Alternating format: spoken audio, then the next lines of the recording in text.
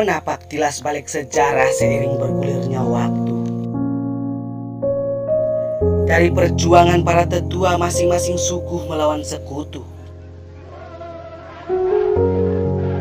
Dengan semangat yang berapi-api meledak membakar sekujur tubuh akan penindasan para penjajah.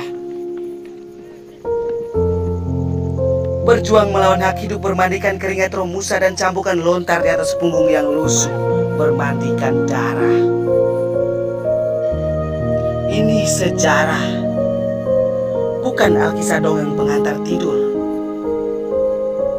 Bukan juga cerita novel penghibur, apalagi sekedar teriak menarik perhatian massa agar tergiur-liur.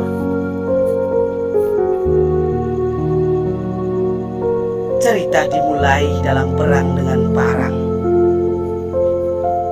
Tonggak sejarah berbusur persaudaraan bertombak persatuan. Tak mengenal apa agamamu, bagaimana rasmu, dari mana sukumu. Tak hanya sampai di situ. Para pejuang menyusur hutan belantara bertelanjang darah tanpa alas kaki menenteng busur dan panah. Sementara istri dan anak mereka bersembunyi di balik sokal padi bermandikan keringat ketakutan akan penyerangan yang merenggut nyawa tanpa peri kemanusiaan. Sebab di zaman itu ada juga yang menyamar di balik topeng sambil meneguk anggur Portugis.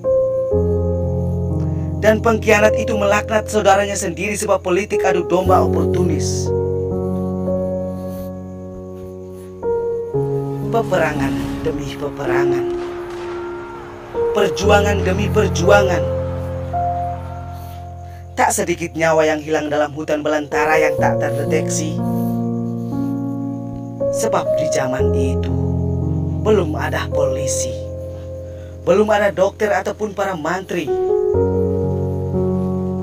Mereka sendiri adalah polisi pendeteksi musuh. Mereka adalah para mantri yang menyembuhkan dengan mantra. Dan dari semuanya itu, kita bebas menghirup udara kita sendiri.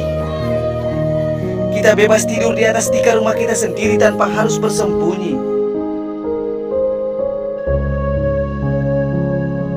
Proses lanjutan perjuangan tanpa senjata dimulai dari aspirasi rakyat.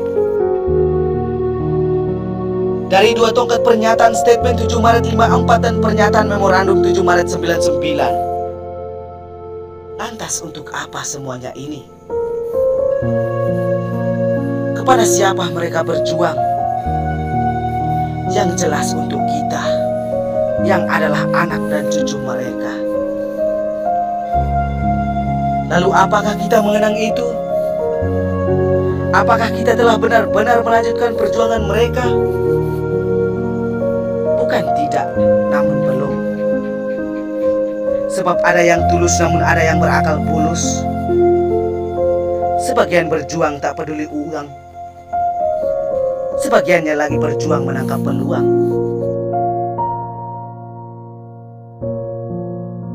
Mereka datang dengan wajah alim namun berniat maling. Bersembunyi di balik jas dan dasi. Bersepatu mengkilap dituntun mobil Mercy. Memamerkan teknologi dengan pongah menepuk dada dan berkata demi lembata, nusa dan bangsa. Tanpa menoleh sejarah yang tertoreh di balik darah. Tanpa mengingat sedikit petuah para tetua.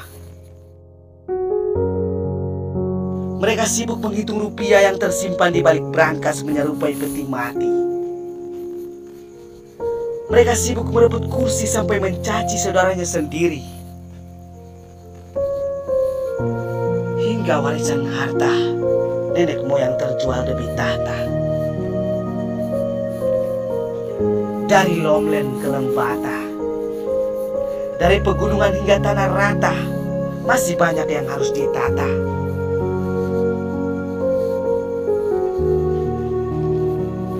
Lembata butuh anak tanah yang mencintai dari nenek moyang sampai anak cucunya. Lembata butuh pemimpin yang bisa mengusap air mata rakyatnya. Lembata butuh kesatria yang setia tak peduli rupiah. Jika pemimpin dan kesatria itu tiba, sampaikan pesan rindu nenek moyang pada mereka, bahwa Lembata lebih dari permata, bahwa Lomlen bukan sekedar kata, namun rindu yang terbalut air mata yang melebihi harta, tahta, dan wanita.